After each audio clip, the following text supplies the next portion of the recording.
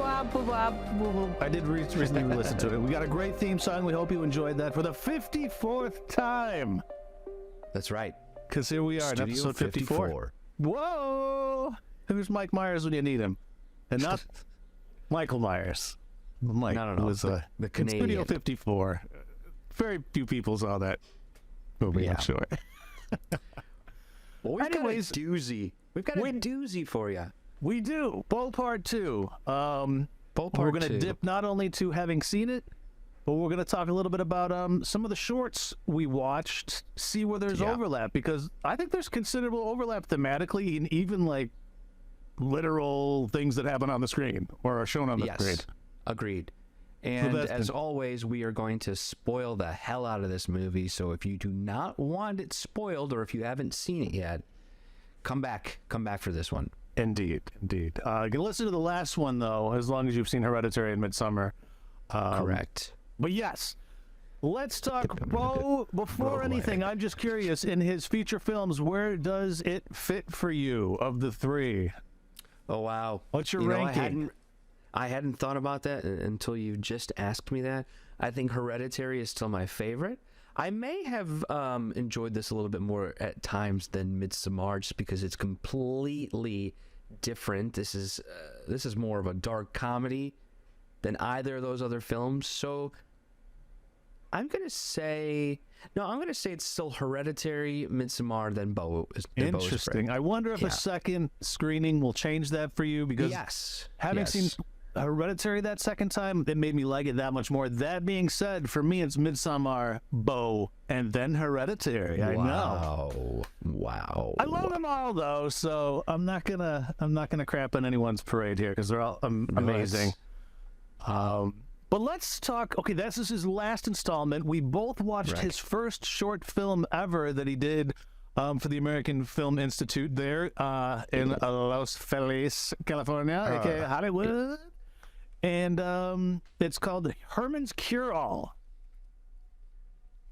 Yeah, this felt certainly a lot better than a lot of student films I've ever seen before.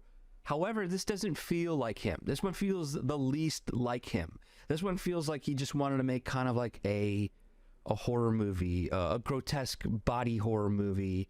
It kind of reminded me of the French film Delicatessen in that sense. And I don't know. I think that his directing style wasn't there yet. Oh, well, yes, I completely agree. This is going to be a little amateurish. That being said, I could see him in it. I could, specifically with themes and even the way there was camera movement, the way that it pans sometime and its focuses. You want to give a brief synopsis of this mofo here? Because it's in its surreal weirdness is very Ari Aster. You got to give it that. Yeah, I think it's as simple as an employee at a drugstore. His father was the pharmacist. Now he's taking over. The father is still on site. I don't know. Do they live there in the back room? His father sleeps in a chair and watches old TV shows in the back. And Herman runs the counter. He is the pharmacist up front. And his clientele, mostly this one woman, is a terrible person. So she was a terrible person until the cure-all. Yeah, but then she becomes a terrible person again once the cure-all wears off. That's true. Interestingly, the back area of this pharmacy, to me it felt like a Lynch movie to a degree. Eraserhead-esque. This is really dark and dank, and the way he procures this cure-all is so disgusting. I'm not actually sure what it is. We're gonna spoil the shorts too, obviously. Yeah. But he's kind of a timid dude in the way Beau is, right? This is not a very self-assured character, Herman, and like Beau, he is also kind of a nepo baby of sorts. It's a legacy business that he is benefiting from. In the same way, Beau, he lives in the building that his mom erected, right? So he has that benefit. They're not self-made men here, both of them, and they're both very, it would seem, insecure and struggle to communicate with their parent. Yeah, but the way in which he gets this cure-all is really nasty. So tell me, do you ever find anything other than lint in your belly button? God, so far it's just been that. I wasn't like grossed out necessarily because it just seemed like, this is like a fun concept, but there's no thought around what it could be and how it actually affected the one client in a positive way. So I don't know. I don't know if it's supposed to just be another psychological head thing. This woman just thought that this was working better. Oh, like a placebo? I mean, Yeah. just to be clear, people, he had some oozing liquid coming out of his belly button that Herman would collect in vials and call it a cure-all. And it was kind of like a weird seafoamy green.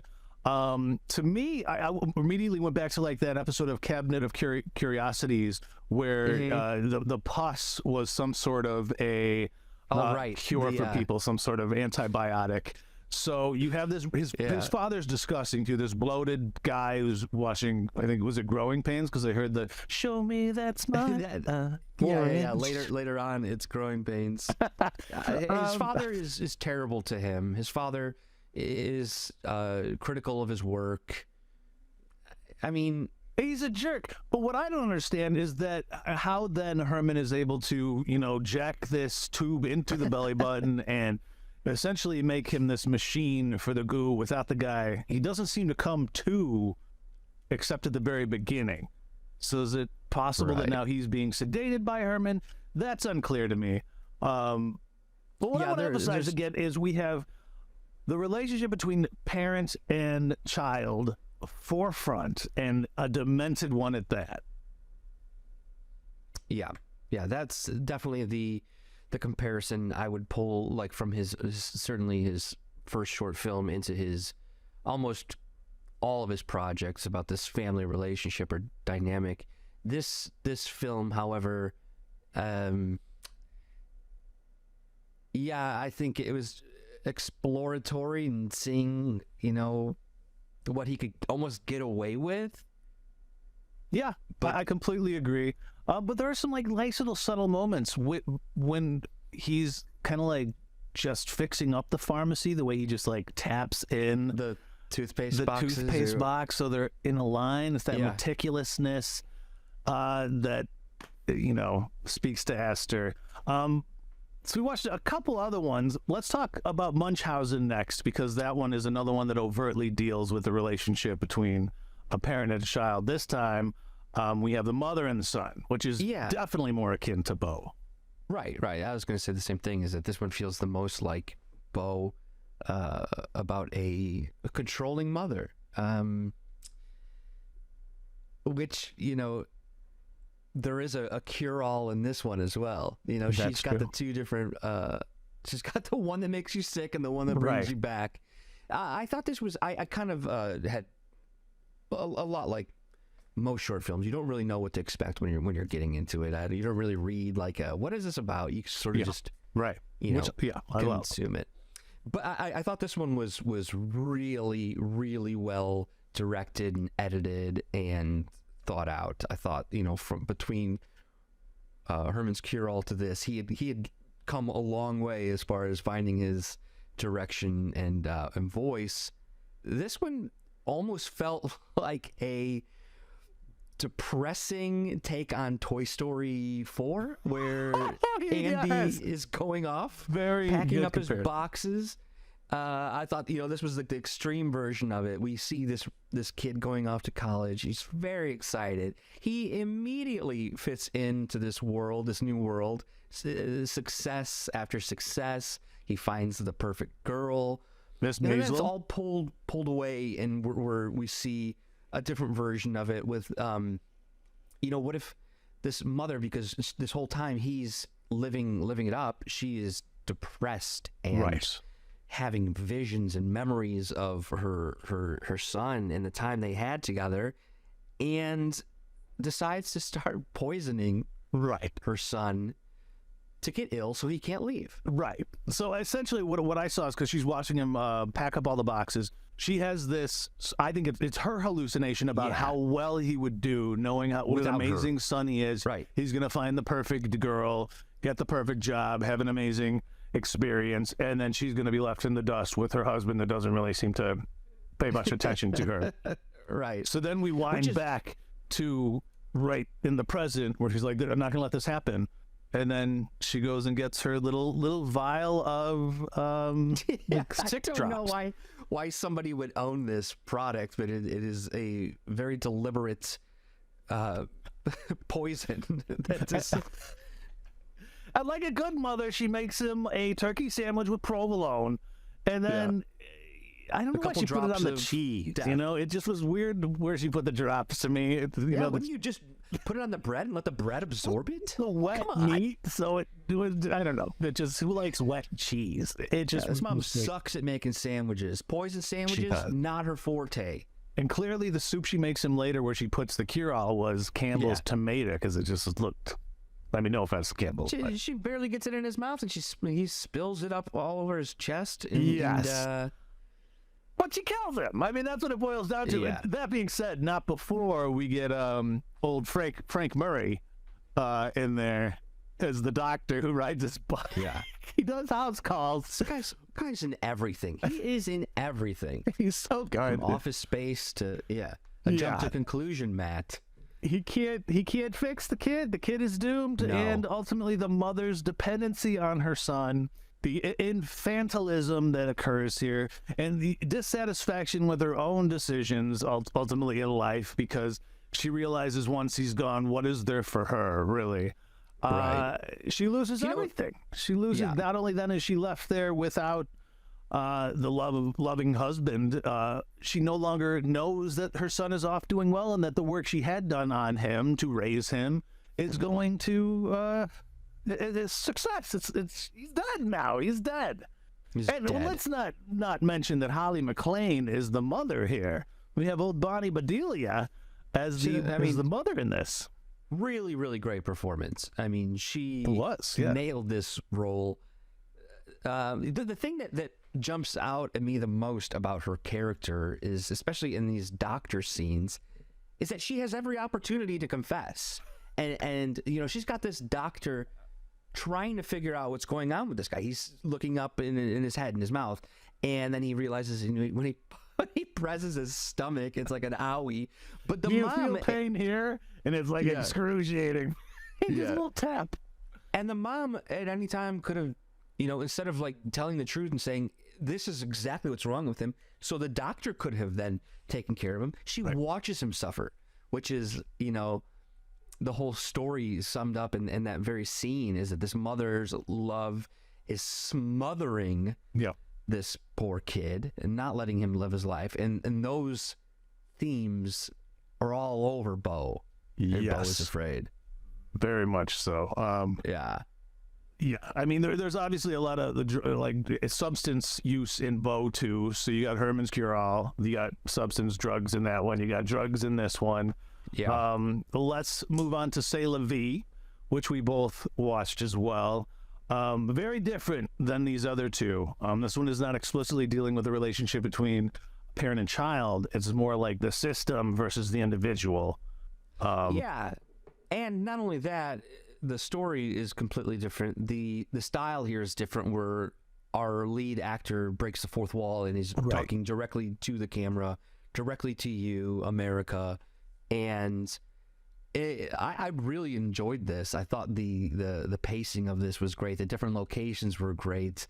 The building and heightening of the characters and the extremes of what this man is doing, from starting off, begging on the corner to like murder in a house. Right. Yeah, I mean, just to set it up, it's essentially a homeless man talking to you, the privileged who get to watch him on a screen, essentially explaining how he got there, how he was once you, how the system let him down, and ultimately set him up to become this to begin with. Unlikable character, but what he's saying is all, fairly pointed. In a way, this one, and I also watched Basically, which is I feel like is a companion piece to this, where instead of a homeless man talking to the screen explaining how they got somewhere in life, you have a very vapid actress doing it, having issues with her pool and just like stuff that you can't relate with in the same way you might not be able to relate with this homeless guy. It's these two kind of extremes of the spectrum talking directly at you, expecting you to understand where they're coming from. And to me, they're both kind of like narrative essays in a way, where like he does have these political messages and these like really deep insights into culture embedded into what they're, you know, telling us about their own experience in life.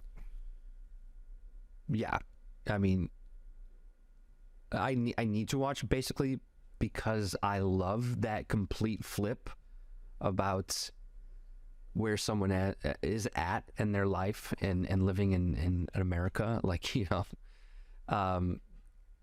I imagine this actress is probably living it up in her pool, like in Beverly Hills or in the Hollywood Hills. Well, it's clear, and basically she comes from money as well, and she's just dissatisfied with having it made, sort of thing, and really manipulates those around her, and it's just very unlikable. In the same way, you know, the homeless dude is not likable either, because he does end up, you know, like you said, murdering, but he would once run for mayor. They're not.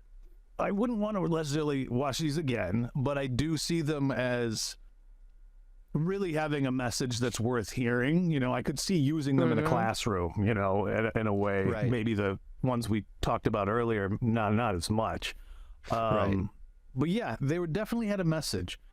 And I did watch one more than you today, called the Thing About the Johnsons. And this was a longer one. This was 30 minutes. The ones we've just talked about here are about 10 to 15. This one hit 30. And boy, yes. Can I ask you where it comes in his maybe filmography? Is this after, say, Munchausen? Because I think Munchausen was like 2015. The strange thing about the Johnsons, I missed the strange part, is 2011. Okay. The Munchausen was 2013, so this is 2 years prior to that.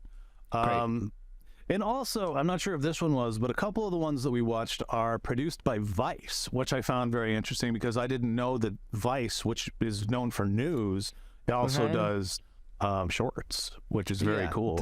They gave him a platform like this, and you know, I think it led to his getting Hereditary made. So yeah, the strange thing about the Johnsons is it starts with this young man, and he is this one is going to be a little sensitive topic-wise, but ultimately he's pleasuring himself. And his father, you know, walks in and catches him, you know, stereotypical thing. And the father gives him the whole, this is normal, this is natural, everybody does this, you shouldn't feel weird about it.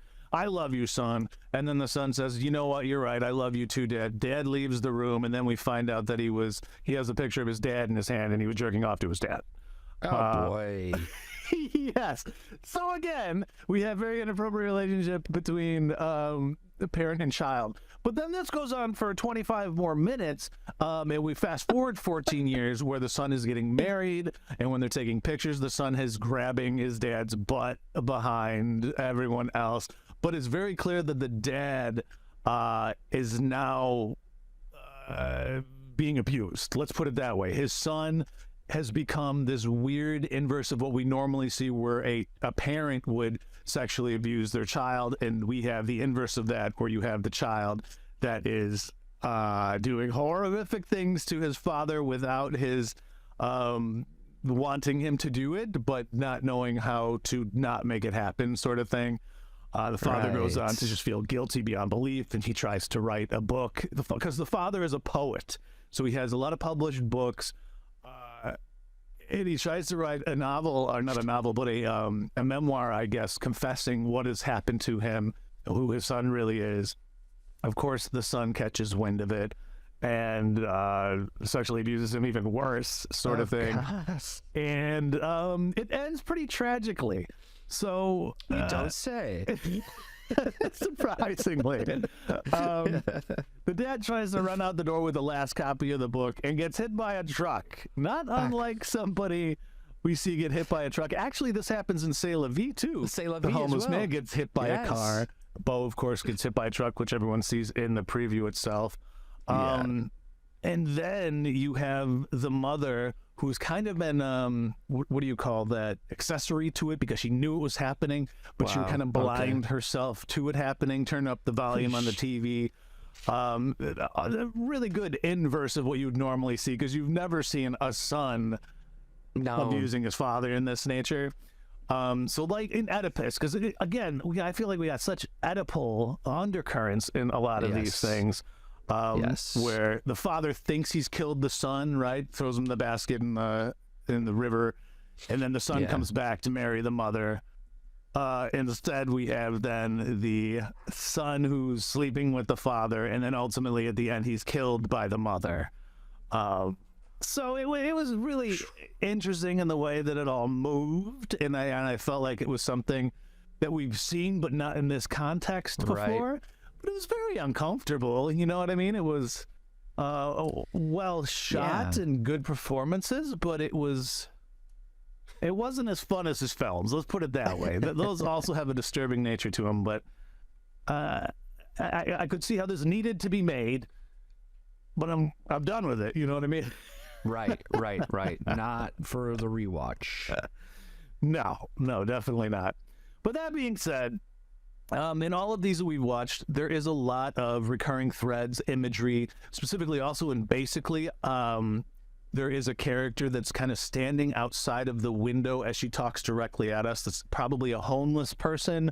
Yeah. And there's another, this happens also in something else. I think it was the Strange Things About the Johnsons as well, where you see a figure just outside of a door pane, just looking in, which reminds me of Jeeves just kind of standing at the window in Beau when Beau is in Tony's bedroom, the young woman's bedroom, and the house where he's recovering. And so he has a lot of these interesting, strange imageries where, these panes that you can see through, but you can't touch through are, have these significant metaphoric meaning. Because Jeeves, obviously, in Beau, he's bonkers, as he's an army vet. Major PTSD. Yes, indeed. So let's get into Beau here. Let's talk Beau. It pretty much has 4 parts, wouldn't you say? There's 4 main parts to Beau. Yeah. And the first one is where, we should mention the very first sequence.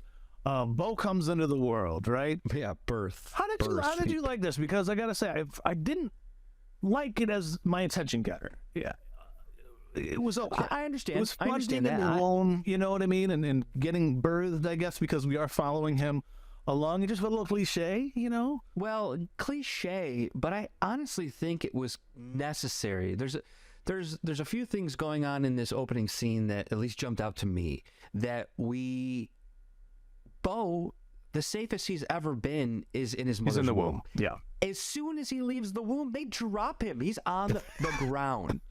This guy's entrance into the world is, immediately a threat. The doctors pick him up, and you can't really see what's going on. You're hearing all of this, and you hear Mona, the mother, you hear her saying, "Is he okay? He's not making any noise." And when they have to, they slap him. I also think there's a really great moment here where he's, this is the first time he's being separated from his mother as well. Right. So there's the breaking of the umbilical cord. So this is the start of it. Right. So I understand what you mean as far as like an intention getter. It doesn't necessarily make sense until either you finish the movie or you watch it again, which is because he kind of goes back into the womb in a way at the very end too. Yeah. The way that he perishes. I get it, and it was really short enough that it wasn't that big of a deal, and it sets the stage for it because you get the title "Always Afraid" right after his bottom is slapped and he cries for the first time. So I get it, but I guess knowing him and how he started his other films, I just had expected something different. But that's just me, and it's fine. Like you said, in retrospect, it really does work. Part of me wants to ask this question, and I know it's probably really far-fetched, but is it possible he dies at birth? That he's dead at birth. When he comes out, because he doesn't make a sound at first, right? It's not until he's slapped. I know it's a far-fetched theory, but I'm just wondering, given the nature of everything that occurs in the rest of the film and the surrealistic, is this like a baby's life flashing before its eyes that didn't even happen, sort of thing? I mean, of course that's possible in this world. I don't necessarily think that is true in this case. Right. I think there are other moments throughout this film you could also question, is this really happening? Yeah. And I think that's just a theme setting moment. A lot of Ari Aster stuff is kind of, is this really happening? Was this a dream? You know? Right. I had to ask the question, especially after having watched Munchausen, and we see this whole sequence where the kid goes to college and everything is beautiful, and that didn't actually happen, sort of thing. Right. I know it's a little far-fetched, so let's dive into what happens after the credits. And don't we start with the therapist? There's an amazing, fun actor as his therapist, who we get to see at the beginning and the end of the film. And he's always inappropriately smiling. Yeah. So Beau's therapist is basically like a double agent, or you know, like or just an employee. He's just an employee, and we'll touch on this a lot later in this conversation. But the thing I wanted to point out, though, is that he only writes down. Well, he might write down two things, but the thing that he writes down first is guilty. And, you know, at the end of the movie, you go back and you think about that, and you're like, oh, he's not feeling guilty. He is guilty of not loving his mother. Like, that's the note he's taking to relay to the mother, like, oh, he's guilty. And the therapist is constantly setting him up for to play into what his mother is expecting or is suspecting, is that he doesn't truly love her to the amount that she feels is needed or deserved. And I really feel like everything Beau has ever said to his therapist is never felt truly safe. That Beau has never actually had a really good relationship with this therapist, because I think he's always felt uneasy that his mom could be overhearing. And then we find out later that she does know about every session. Yes, in this sense, it is very Truman Show-esque. Yes. Because it's possible that anyone that we encounter is hired by the mother, is hired by Mona Wasserman. Yeah, that's a fair assessment. There's one that I'm very curious about whether or not you think. I already know what you're going to say. But we'll get to that later, because we're not quite there yet. But interestingly, the therapist does prescribe something, and goodness knows whether or not what he's prescribing is only meant to then heighten his anxiety and his paranoia rather than take it back a notch. Because as we see where he lives in Karina, interestingly, well, the Dylan song, granted, Dylan didn't actually write the lyrics of the song. It's an old country song. It's also a movie. But it's also a movie with Whoopi Goldberg and the late Ray Liotta. And I was trying to find connections thematically. I couldn't really make a theory on that. That might just be a little Easter egg there. Right. But this city is so fun in how horrific it is, right? Yeah. These one shots that we have of him just walking along the street, and these just terrible things occurring behind him. And then he buys this little figurine that plays such a large part in the entirety of the movie, of a woman holding her baby, this little white porcelain figurine. What did this just like mise en scène, this background design, set design is so amazing. It's like nothing you could. I don't know how he dreamt it up, because it is so meticulous.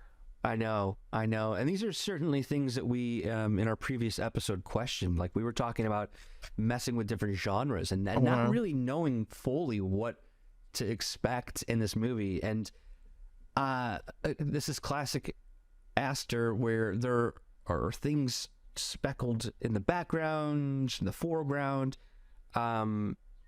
Basically, Beau's mom, like, owns everything. Right. I think that she also manufactures the prescription drugs that Beau takes. I think this MW is on that. I think it's on the building that he lives on. I think it's the convenience store is also owned across the street, is owned by MW, and I think his frozen dinners are also from his mom.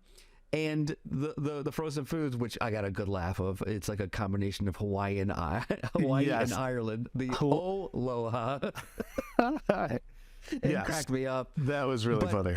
But to go to your point is that I think everything is by design. Like this neighborhood that he lives in that's terrible is because of his mom. Right. In one way or another, I think everything that's happening to Beau is constructed or directed by his mother.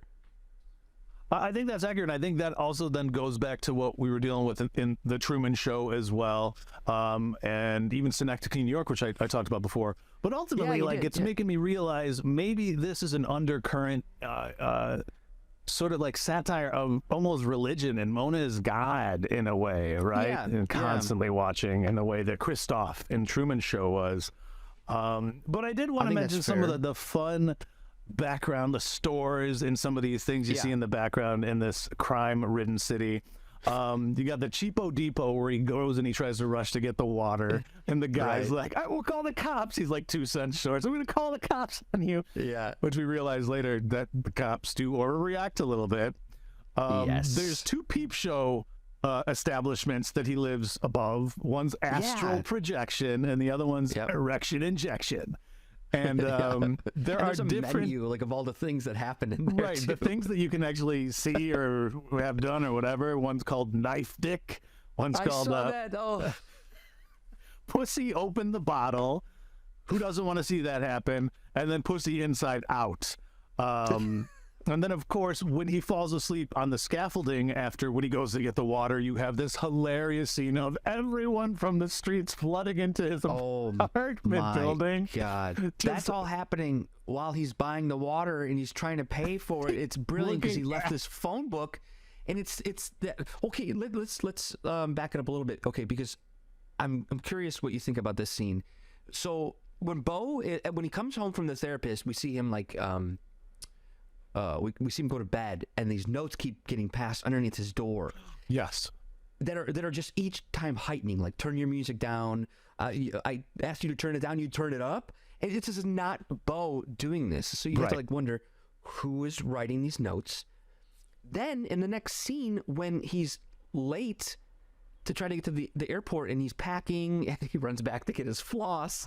And when he goes back to get his floss, his keys and suitcase are stolen from this building. This is all before everyone floods into his building. So did his mom have his suitcase and keys stolen?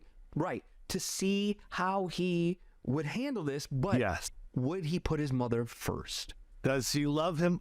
Does he love her enough to leave his apartment unguarded ultimately? And he should have, because ultimately what happened was what would have potentially happened anyways. But yes, Mara's theory, because she noticed something that I didn't notice, was that it was the building manager himself, who obviously is definitely going to work for Mona, because he was also then at the end at her fake funeral as one of the caterers, the same actor, person, character. So I think there's a good chance, because he's the one we always see in the hall, right? Yeah, he says, "You're fucked. You're fucked." So it could be a combination of his mom is like really screwing him over, or if he didn't do it, then he's just, he's screwed either way. Well, I mean, just gotta be that guy though, right? It's gotta be that guy. But think about, like, how terrible was this plan that his mom clearly, orchestrated to keep him awake all night, to keep messing with him when she knows the guy's on prescription drugs, he has terrible anxiety, and to have things stolen from him just to push him closer to her. It's a trial. He has to prove how much he loves her. Yes. I mean, as you see at the end, it is ultimately a ginormous trial. For someone who is just beyond anxious and scared of literally everything, thinking the worst thing's going to happen, and it always does. Right. So when he's he's got this other crazy thing going on in his head where he's told that he has to take his prescription with water, which I think water is another crazy just element in this movie. But when he's, you know, they turn the water off in the building at the same time, he's got to start taking drugs with water. I mean, everything is pointed against this guy. Everything is set up to fail. So when he's trying to pay for the water, everyone comes in and then just destroys his place. They do things that are just terrible. I think I saw like maybe a smeared shit like on the wall. Oh yeah, I mean there's crack pipes everywhere. There's holes in the wall. Through his computer monitor that he continues to try to use. It though. And that's actually how you see the town that he lived in is Karina, because you see the ticket and he's looking at the time. Right. Yeah. Right. But here, I mean, as I'm saying this, I'm also now just remembering things. Like when I first, sat down and I'm trying to figure out what's going on in this movie, there's also a recluse. There's a spider loose in the building. Yes, the brown recluse is on the loose. And Wikipedia called it its venom is medically significant. Yes. Wikipedia, according to Wikipedia. So this is what I was going to say when you asked me if, maybe he died at birth. My thought at this moment was, oh, maybe he was bitten by this spider, and then everything that happens after this is now, just a crazy hallucination. Maybe he dies from that. But this might be my favorite scene when Beau, and again, I don't want to jump too far ahead, but it's still happening in the apartment, which is, in this segment of the, broken up into these 4 different major moments. But when he finds out that his mother, this phone call he's got with Bill Hader with the UPS is just so brilliant and like so dark. And he's like, maybe you dialed the wrong number, even though it's programmed. So right. But he dials it back, and then Bill Hader just answers. He's like, "I'm so sorry. I'm so sorry." Yes. I'm so sorry. This is very clear at that point. Then, yes, somebody has lost their face. The question is, do you think that Bill Hader was in on it? Because we got to make it clear. Employee. There is a body. Somebody did die. Somebody did lose their head here via the chandelier. Right. Which we find out later who. But like you just said, yes, I do think that he had a part to play, because we learn on this phone call that her head was smashed in. He doesn't know where her head is. And he's asking Beau to describe his mother, which is another weird thing to ask somebody, which you have to believe that she's listening to this. Right. When he says, describe your mother's, her physical body. Physique. Well, first he said, can you describe her? He says red hair. I don't know. Can you describe her physique? It's like, that's, something's up with the head. No, but there's this really amazing moment as he's on the phone here. He's already been drawing himself a bath, and the water flows over just like it does and later on when we see that. But this might be my favorite scene, when he sits down into the bath, and then there's a man above him clinging to the wall, like not to fall. And that's when we see the spider. Yeah. And we see the spider crawl on his face. And then this whole scene where he falls into the bath with them is just tumbling and so brilliant. It is really, really hilarious. The entire theater was just erupting in laughter at this point. Because, we can't discount. This is a very rare moment in the film where it does seem Joaquin Phoenix's Beau is relaxed. He's immersed. He's back in the womb. But the outside world's about to come crashing down on him, quite literally. Yeah. And we learn about this dream, even though I think he tries to bring it up to the therapist in the previous scene. He tries to bring up this moment, and the therapist dismisses it. Remember when he's like, because it wasn't a dream. I had that dream again. He's like, basically pushes it away and forces him on this other track. But yeah, it's him in the bathtub again. This is like his safe place. Yes, that's true. One little Easter egg I want to mention that was on the phone, because we get to see who his calls were to, was his therapist, his mom, and movie phone. Hey, this is 2021. And movie phone. Who still calls the movie theater, yeah. The Zennials was something you'd call to find out showtimes. That hasn't been around since 2014. Yeah, it was that or look it up in the paper, and that just seemed like, I gotta find it in the paper, and then I actually have to like squint my eyes to figure out the show times and where it's playing. What we had to live through. I know. To know how many movies we could hop in a single day. My goodness. Right. So I you're really right. That was like, one of the funniest scenes. Was the tub scene. Yeah. Yes. And then so he pops out of the tub completely naked, and instead of grabbing any clothes, he runs out of his building on the broken glass. He steps on the broken glass, completely naked and barefoot, down to the street. And this is the police scene that I think you were alluding to. Don't make the me man do who's it. Don't make me do it. Well, what's interesting is the policeman does have a plausible reason to be scared of him, because as we learned earlier on this little TV segment, there is this character out there, the birthday boy stabber, something along those lines. Yes, this older homeless man who stabs people while being completely naked, and they describe him as like an uncircumcised man. The birthday boy stab man. We learned about him on the news, and then they said, upcoming on the news, the next segment was dead and pregnant. But anyways, so he runs up to the cop naked. The cop is obviously like flirting with a hooker, right? Yes. In this part of town, I'm imagining, she's a sex worker. Yes. And he's about to get shot. Yes. But also, the most vulnerable you can be. You're completely naked. You're running for your life because you just wrestled with a man in your own home. And then you were so scared, she ran into the street naked. And the police, you're like, oh my God, there's a police. What are the chances that there's a policeman there? He pulls his gun on him. And Beau is at a point now where he's so scared, he can't even reason with this police officer. He takes off. And he gets hit by a truck. No, it's a truck. It's a soup truck, right? It's a soup truck. Has a soup business, which is another like water-based warm liquid sort of thing going on there. Correct. And there's one man that Beau is clearly always afraid of, the tattooed man who says everything is too warm. So when he gets soup earlier, when Beau's coming home, he that's right. He exclaims that it's too hot. Who also very clearly is a employee of his mother.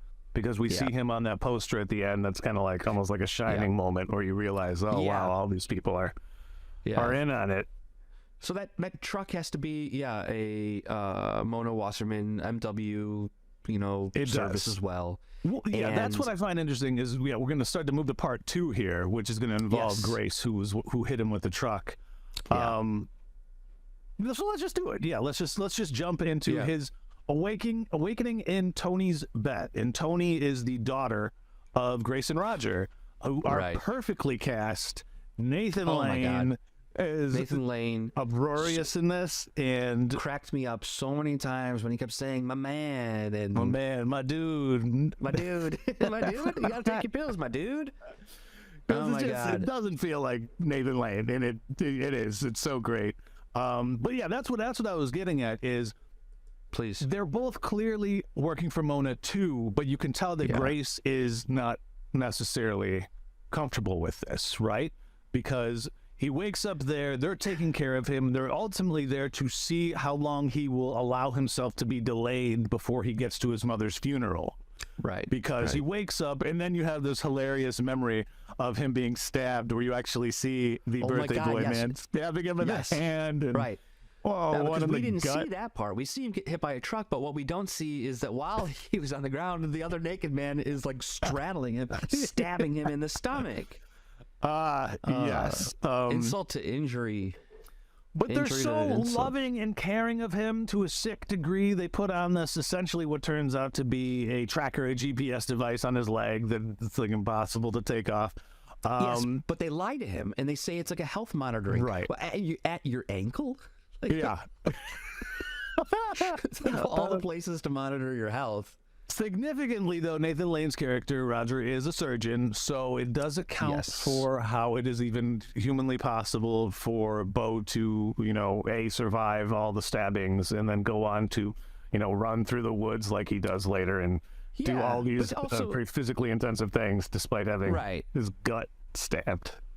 Right. they not only sew him up, that they start medicating him. Like when they sit down to dinner, they all take their pills. They're all medicated. Right. It's like it goes with each meal. And yeah, I think you're right. I think Grace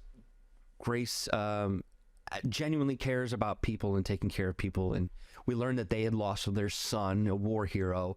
And I think, you know, Grace has that motherly instinct to want to help Beau and take care of him, and also feel bad for him in this situation because she is a mother. And Roger he's essentially her makeshift son here in this moment, right? She has a second chance now with Beau, even though she is duping him in a way. She writes the note to him, don't incriminate yourself. And at the time, we didn't know that the mom was still alive, so I was really confused by that. But obviously now we know that she was letting him know vaguely that there are implications to what you do right now. Yeah, that your mother is listening, even though we didn't even know that. We knew that there's a channel on the TV that is monitoring everything, which is another crazy Ari Aster moment where Beau's able to manipulate time in this moment where he can rewind and then also fast forward and we see him on the boat at the end. On the boat, that was very strange. I guess in a sense it was all planned out, right? In the same way we mentioned, Mona is like God. She knows what happened and what's going to happen. She's predestined. She's predestined to all this. He doesn't have free will. Correct, and it's also Ari Aster as a filmmaker loving to play with us because it's basically his version of the quilt in Midsommar that shows you exactly what happens from beginning to end. It's a really interesting thing to do, is like add these Easter eggs of like, oh, this is where this story's going. I'm just messing with you the entire time.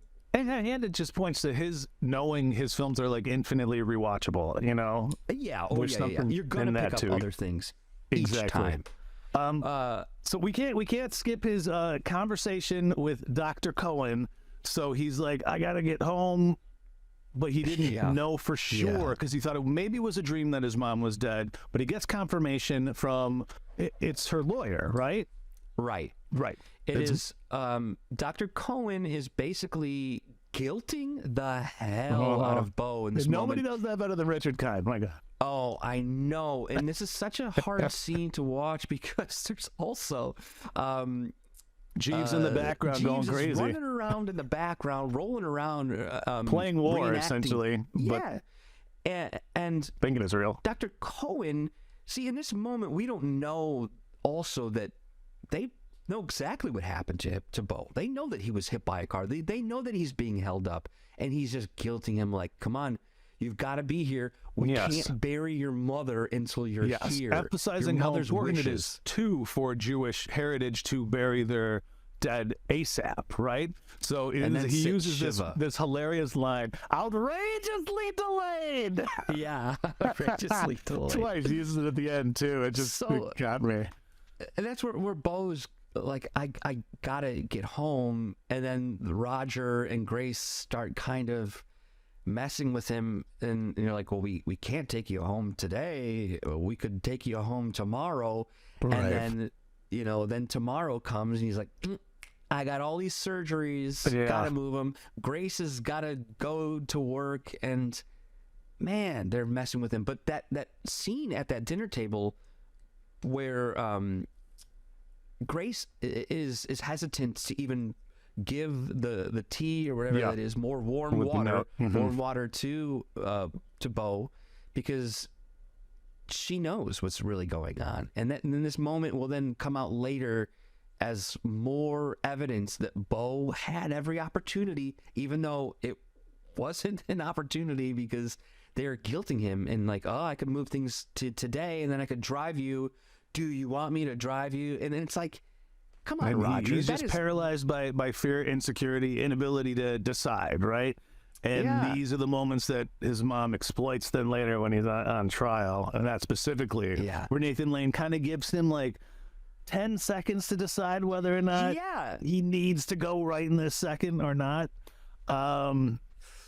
It's so well thought out. Not only just like Mona's master plan is gorgeous, But let's not negate the daughter, Tony, who is completely neglected by her own parents because of the dead son. All they care about is the dead, and they neglect her in the process, which pisses her off enough so that they give her room to Beau, which didn't make any sense before you know that essentially they're being paid by Mona to do this. That the other bedroom is the dead hero son's room, that we can't change anything. And not only do they neglect Tony, they heavily medicate her, so much where I think she's, taking it upon herself to just, self-treat her. She basically eats these pills like they're candy. Yes, and then obviously we see her later smoking, and forcing Beau to smoke, and then there's a really funny moment because they essentially threaten him with the charges of like that he sexually assaulted them to force him to smoke, and then he has what's in it, and she says, "There's 3 things." And they're like, all right, what are those things? And then Beau, like every other scenario in his life, he needs to question whether or not this will kill him. He says, well, can you die from this? Am I gonna die? And then he gets really, really high, and they make him hold it in even longer, which he gets really high, so much so where they drive her, basically just drive him around the block, and then he's back inside, and then Roger and Grace come home. Yes. When he gets high, don't we get some scenes there flashing back to the youth? Oh, you're right. Yeah. I can't remember which ones were those. Was that the one where we see the bathtub and where we see what we find out later is a twin brother who does stand up to the mother to get put up into the attic? Is that not when we see that? Or is this just more Cruise flashbacks? I think this is Cruise stuff, is what I was going to say. I think we meet Elaine here. We meet Elaine, who is this other child, which looks like this is a Cruise for I don't want to say the elderly, because Mona isn't, but it seems like everyone here, it might be above 50 at least. Yes. So Beau and Elaine are the only kids, so much where it's obvious when Mona's like, oh, hey, look, another kid at the ice cream. And that's a little too convenient. That's what I was asking earlier, or what I was alluding to earlier. I know exactly what you're talking about. Is Elaine pressured to do this as a child? Right. That was my question too. Has Elaine always worked for the mother? Yes, because the way her mom it just seemed like the mother of Elaine could have been an actress within the movie, sort of thing. It was fascinating to then look back and see how much of this was planned, because this was when she told Beau, you can't have sex because your dad died when he conceived you. At the same time, introducing him to this girl that he obviously does then kind of fall in love with in that moment, as we see. And then she says, wait for me. And then ultimately he does end up waiting for her until consummating that the age of what, 48 do you think he is? I think 47. I think he's 47.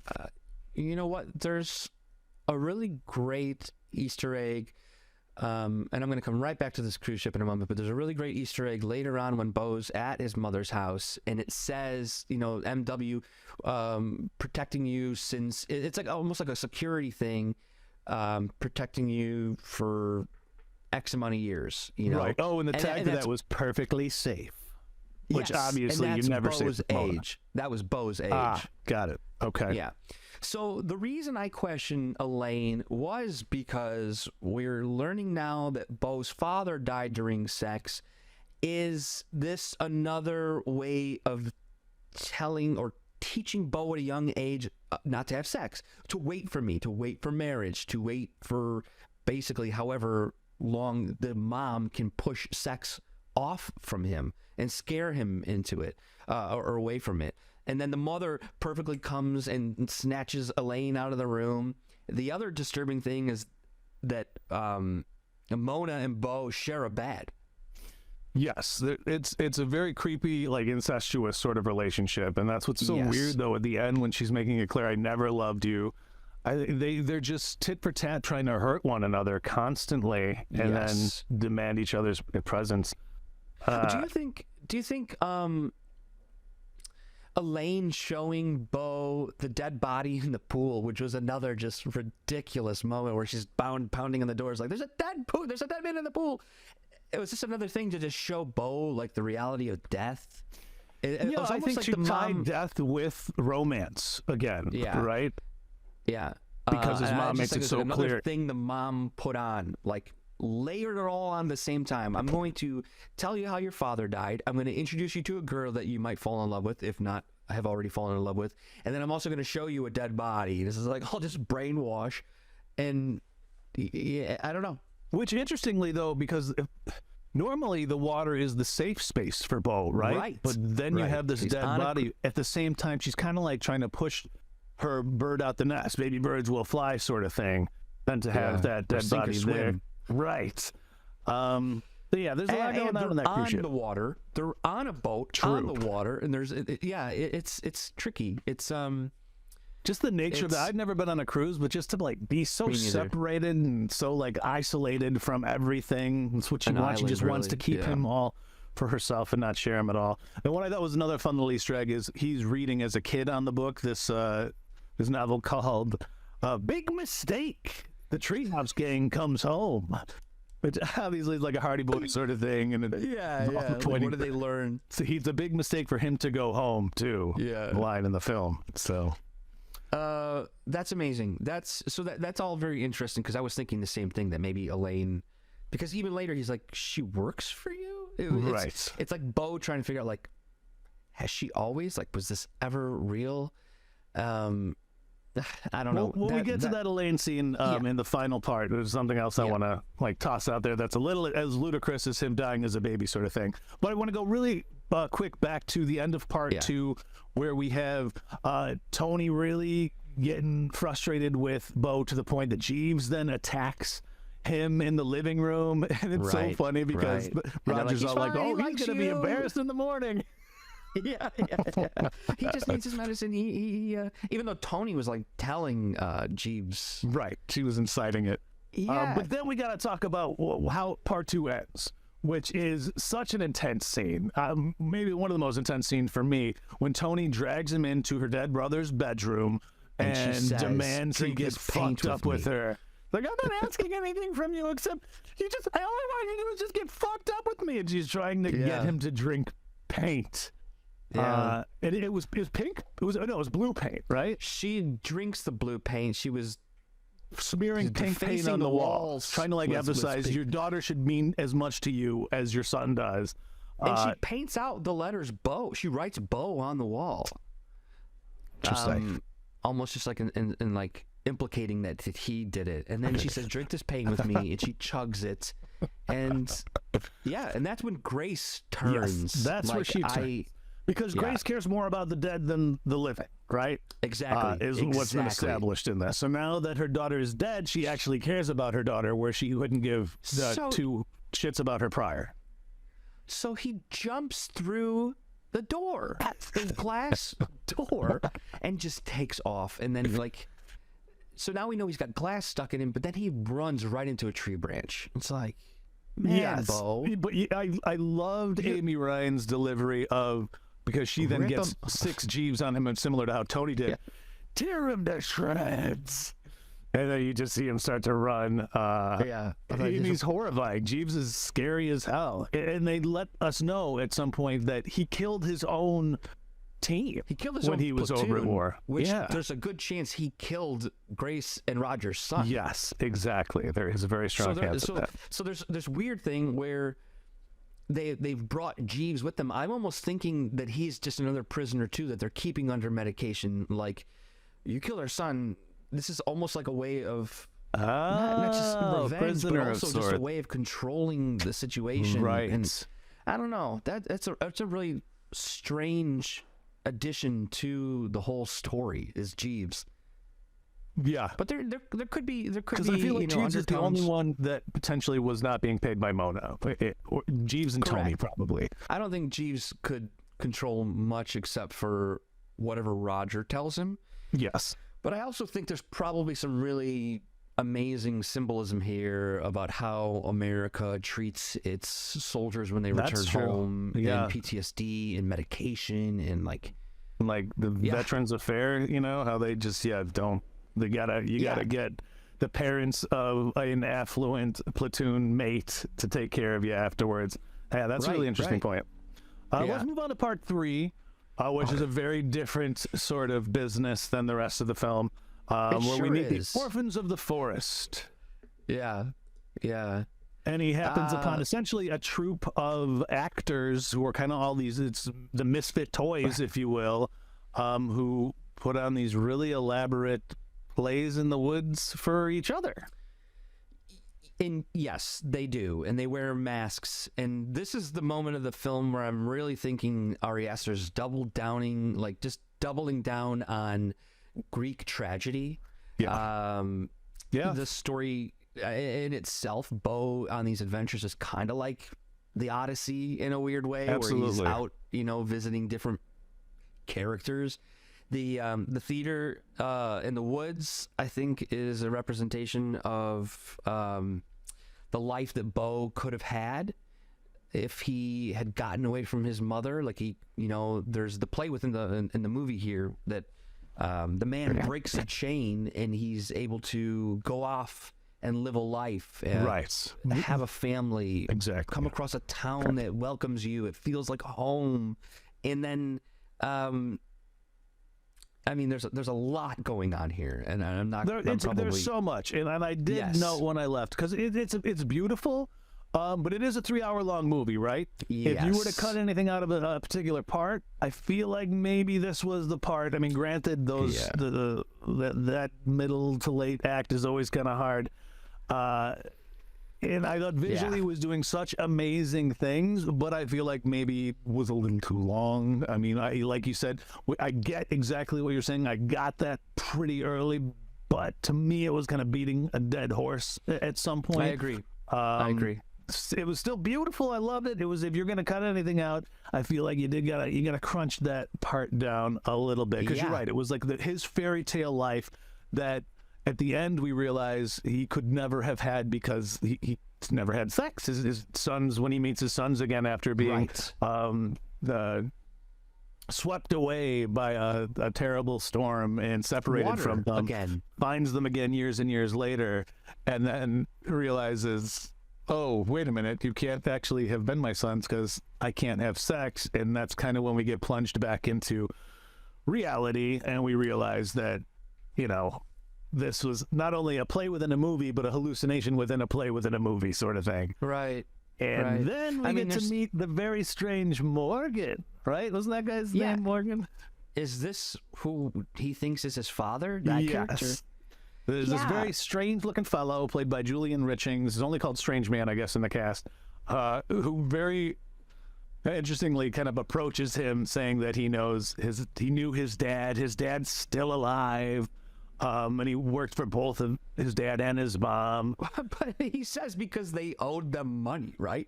He says, I had to do some work because I owed the Wasserman, and then he sort of like creeps backwards, realizing he shouldn't have said what he said, and Beau's all, right. Does that mean, wait a minute, are you my... And then enter... Jeeves.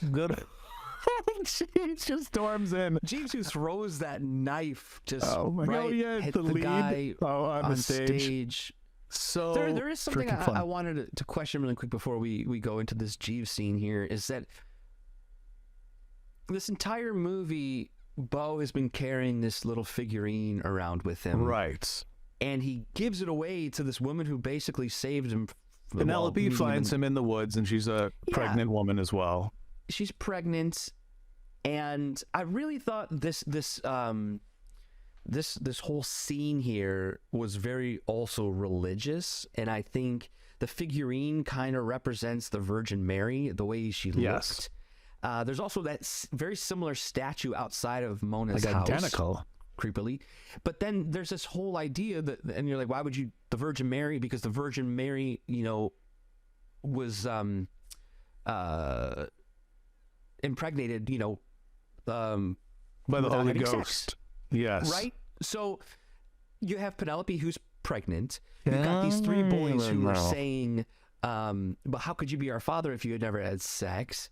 And was this supposed to just all be about how Mona basically is saying how sex is evil, but in the Bible they had to disguise it by the Virgin Mary having been immaculate conception, and there's all these things here that kind of get thrown away. No, you're absolutely right. Bit. That kind of makes him like a Jesus figure himself if he is born of Mona without a father. Right, and Penelope shows up with no significant other. That's true. Maybe some actor in the troupe, but I don't know. I've got questions all about that. I think that the scene where he's hugging his boys, like, my sweet boys, went on for so long. Where he's kissing them and they're like, I was looking for you. I'm like, yeah. Right. Wrap it up. Act 3 was the one that was a little too fat. Yeah. At this moment, I'm just waiting. Any second, we know Jeeves is going to arrive. Yes, exactly. And he's going to just rip them apart. And he makes it clear that he's following the tracker too, so he's smart enough to like still be able to do these tech things despite seeming totally out of his skull. Well, all he knows is murder, right? That's the only thing that he was almost programmed by the military, the same way Beau is programmed by his mother to just fear everything. All he knows is killing, and that's what he does. He shows up, except there's the one guy who's controlling like that like weird sound, like a drone. There's a gun in there, and he pulls the gun out. There's like cute rainbow. So, and then he just rips out a handgun. It's like they're prepared for this at any time. Yeah.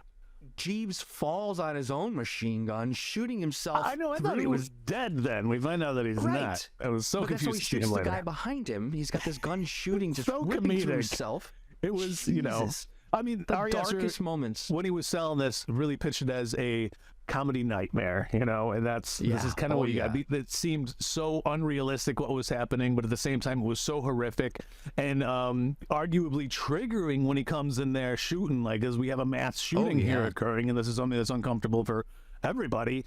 So it was legitimately scary, but at the same time, you have these moments where he is falling on his own gun, shooting through his shoulder to the guy who's dressed up like Shakespeare behind him, who's flailing like Kermit the way he's getting shot. And then here's the thing, and I know a lot of movies do this. They make this journey seem impossible, right? It's like the same thing in Planes, Trains, and Automobiles, where like you just can't, whatever you do, you can't get home.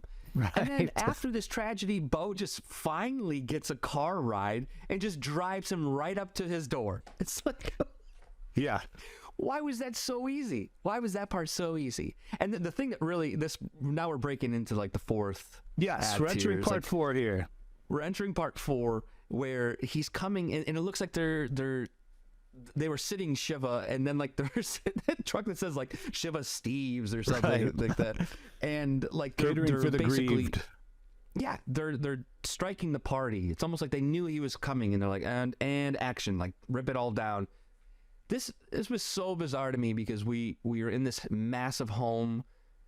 Beau is just almost acts like he's never been here. It's almost like whatever that story we just learned in the 3rd act about finding a home that feels familiar.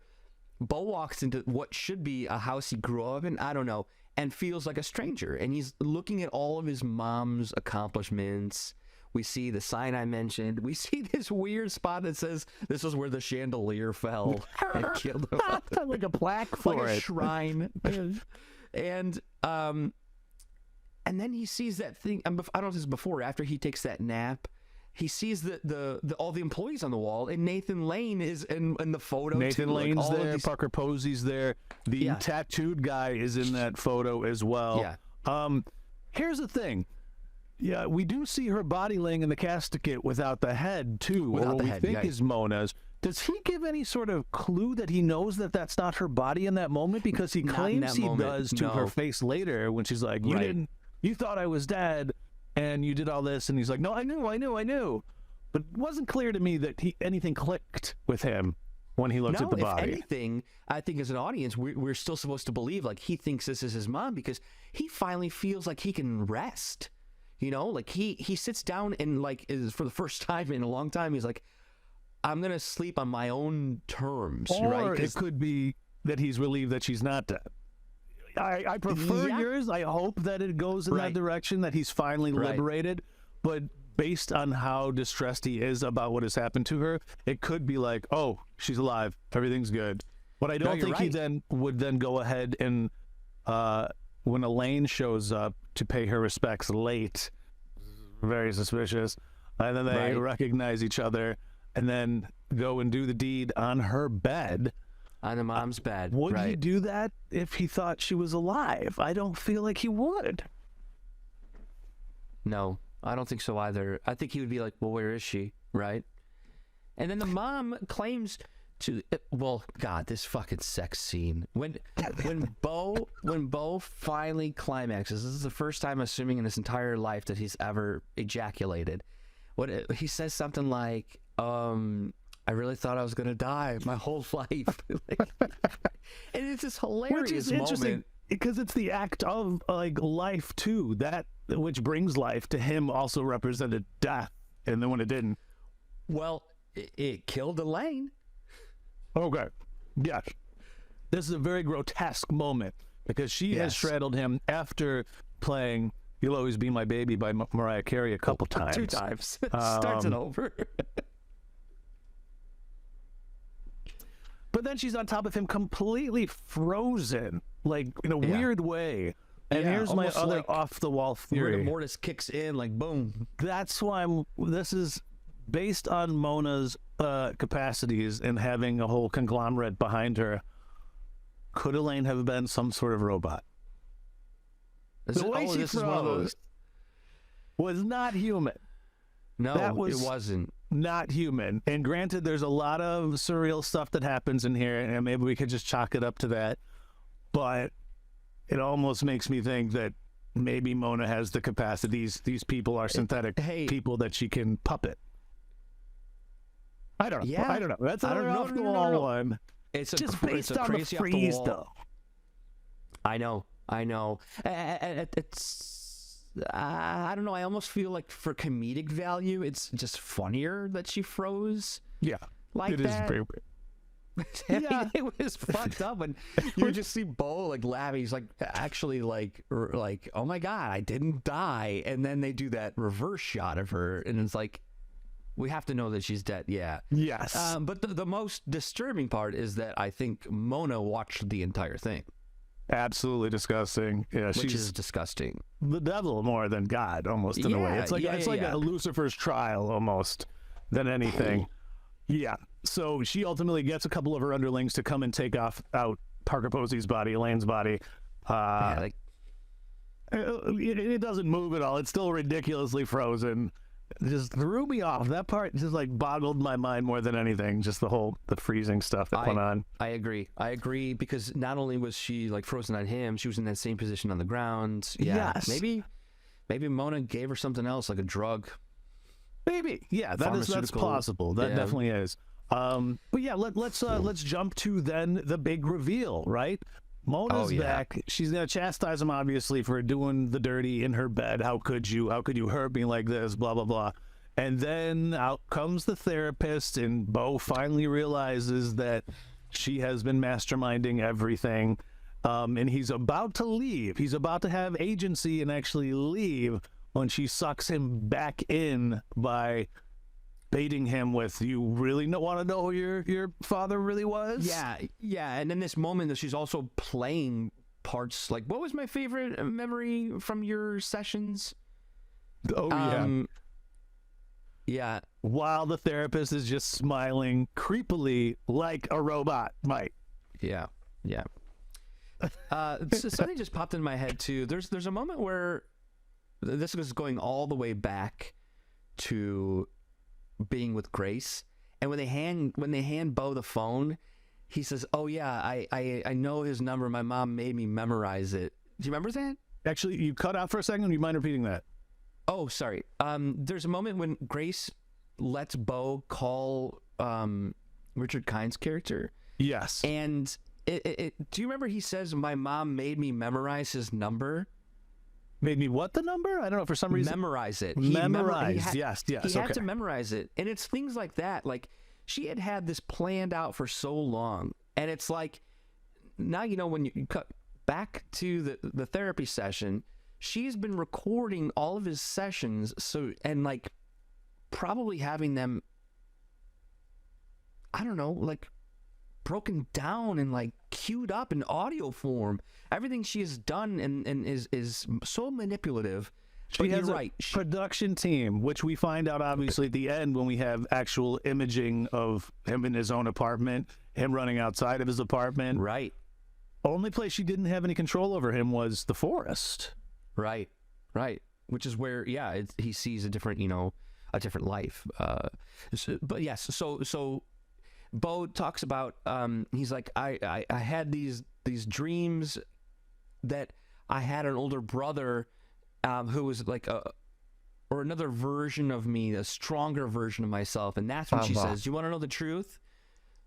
And then she like almost like drags him up to the attic. Now, when we're in the attic, because he goes up those stairs, we see Joaquin Phoenix's Beau, so this is a question like, is it him? Is it a vision of himself? Or did he actually have a brother? Kind of reminds me of the Simpsons episode where there's the two Barts and one's up in the attic chained. Yeah, exactly. Bort. Bort, yeah. I think it actually had a twin. I'm running with the twin theory. Okay. Because I've done some reading, and that's what it seems most people are running with too. It seems like that is his twin, and he did stand up to her. But that doesn't explain what his father is. Right, yeah. His father is a giant penis. But a monster. With these weird talon arms, too. Yeah, like praying mantis arms. Sequence is so funny. Oh, that's interesting. I didn't even think about the praying mantis business, because praying mantis women eat their, right after sex, eat their husbands. That is a really good point with the praying mantis arms. There's something there for sure. But Jeeves is in the window as soon as has this revelation that, looks like I got my old twin brother up here, that he's been living up here with our dick dad, my dad who's a huge dick. Literally. Look at Jeeves in the window dick. like a Batman silhouette, right? Yeah. Bursts through it and goes straight for the wiener, right? Does he try to attack Beau first? He goes straight for the wiener. No, I think he sees the penis as some sort of enemy or something, or threatening figure. But isn't this whole time like the penis trying to say like Beau? What is he trying to say? I think he's saying Beau.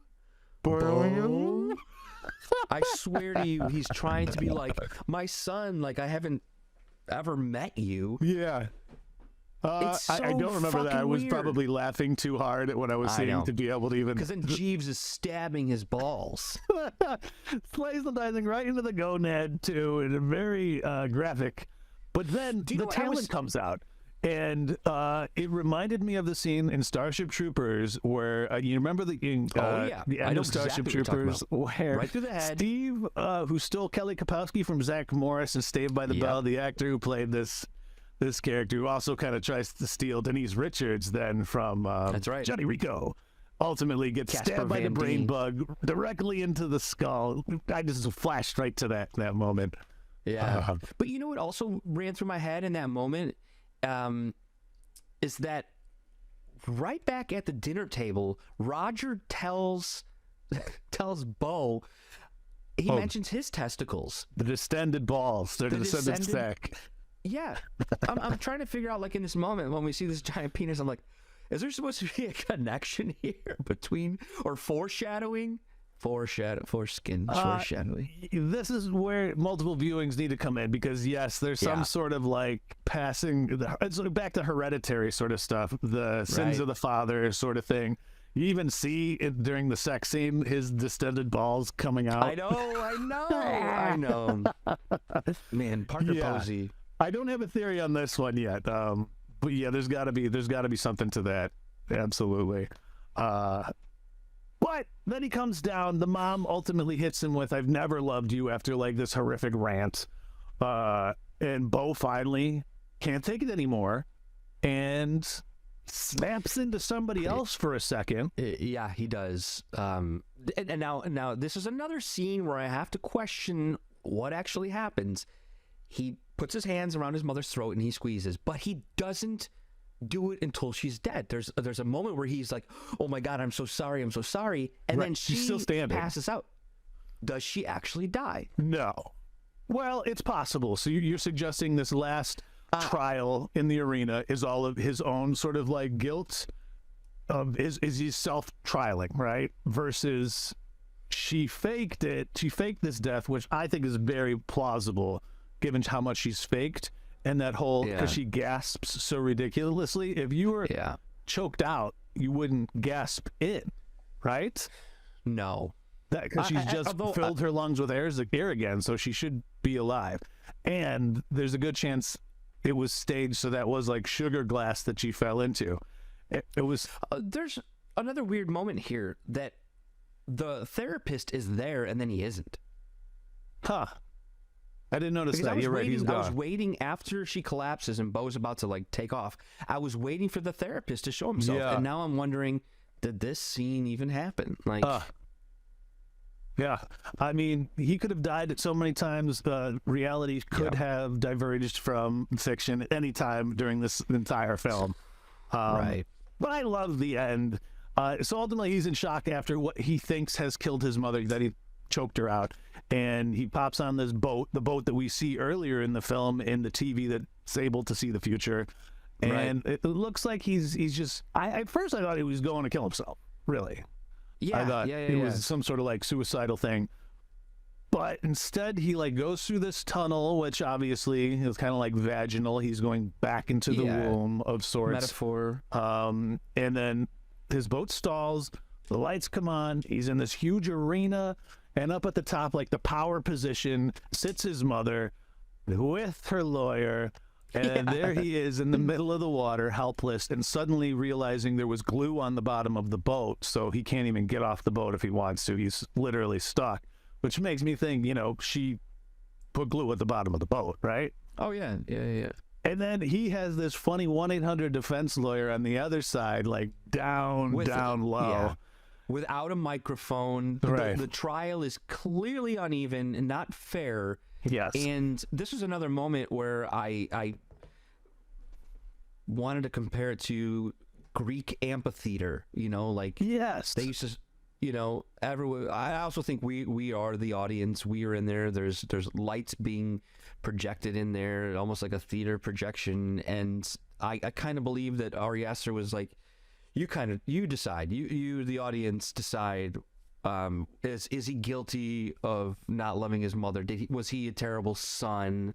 And right. I mean, everything this woman has done to this man, her son, was criminal. Oh yes. I mean, how could you love her after all she put him through?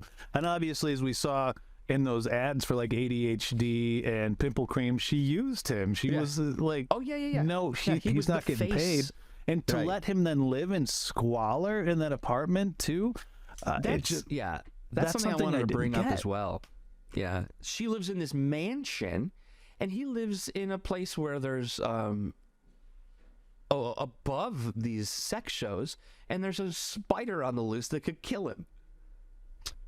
Here is a direct comparison to Munchausen, though, is because at the end, okay, the engine blows up. He essentially lost the trial, right? As much as he tries to defend all of his reasonable rationalizations about why he did what he did, were all like legit, because they framed it like he gave the porcelain figurine to this slut in the forest. Yeah. I'm like, wow, that's and that he wouldn't help the homeless man who was only asking for a little help, who was literally chasing him like he was going to tear him apart into his building. But he flips over, he drowns, right?